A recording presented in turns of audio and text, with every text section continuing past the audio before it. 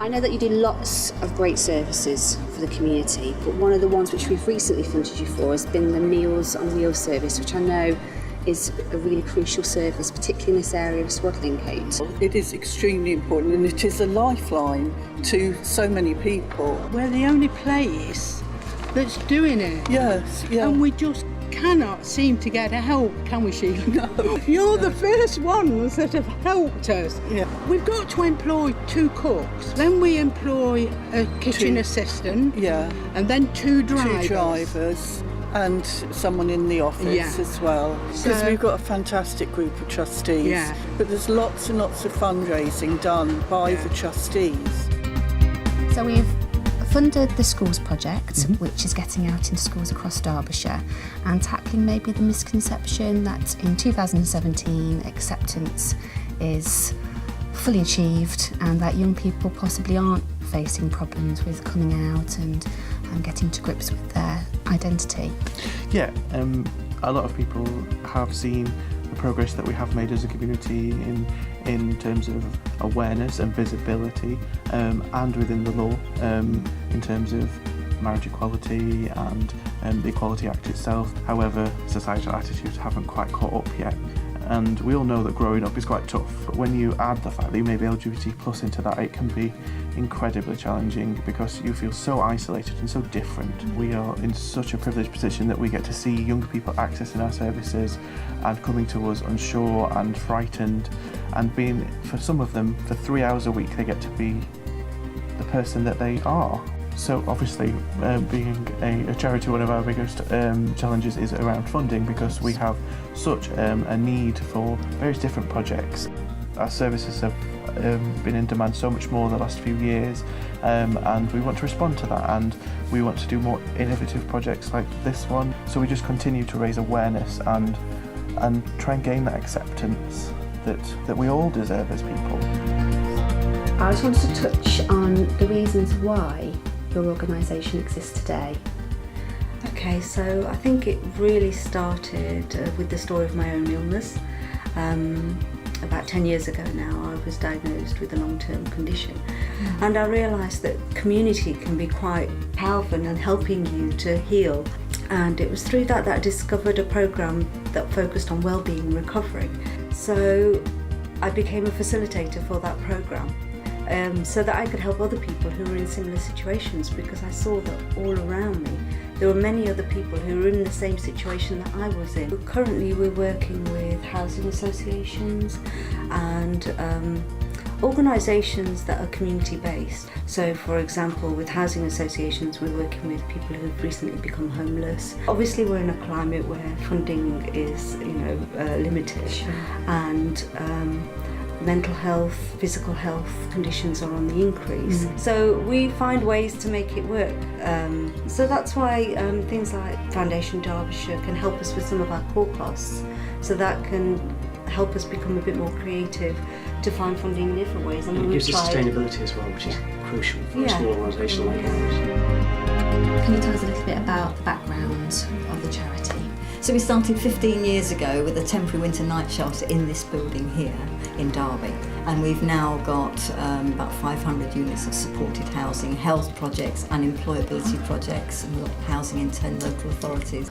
What would happen if funding cuts meant that Derbyshire Housing had to shrink or withdraw? But as a company as a whole, we help about 1,100 people every year. In Derby, probably about 450 people we house in our accommodation. That's just in Derby.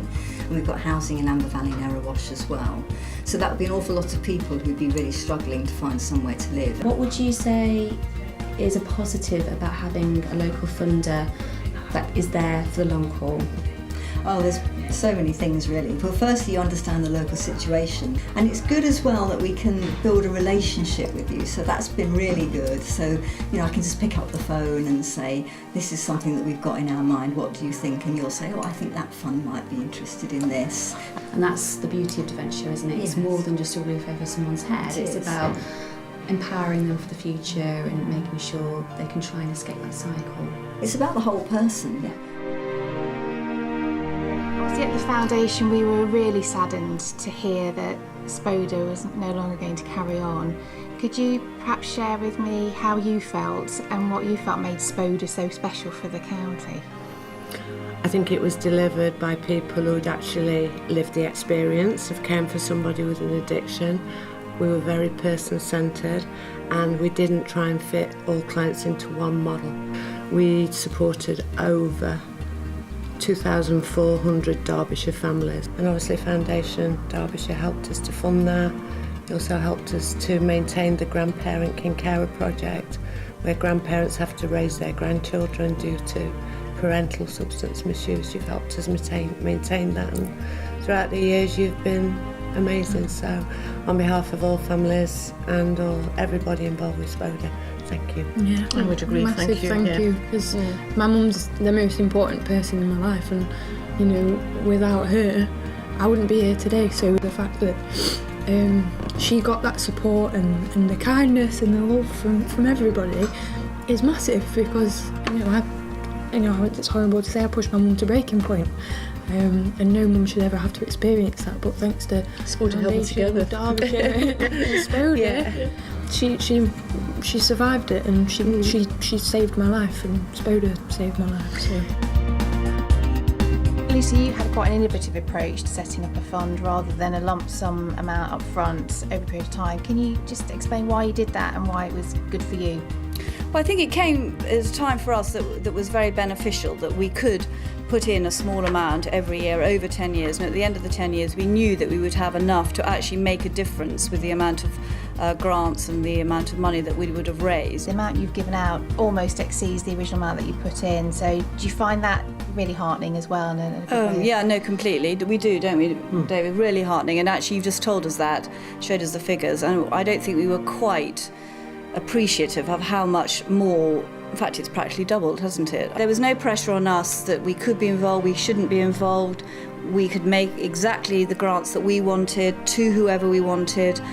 What we really like is the fact that you, as the foundation, give us the examples of the grants that we could give, because obviously we wouldn't know who needed it. Just that point that, of course, that you do all the administration, you do the tax returns, you do the investment management.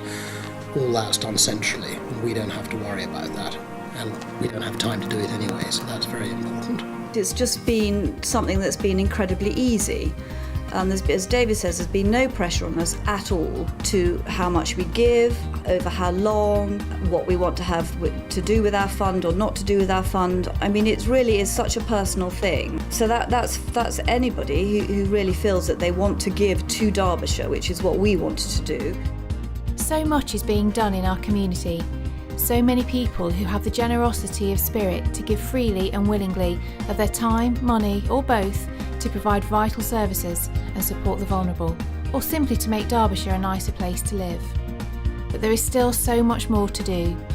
In the face of increasing need, there has never been a better time for all of us to do our bit for the county, and Foundation Derbyshire are here to help you make it happen.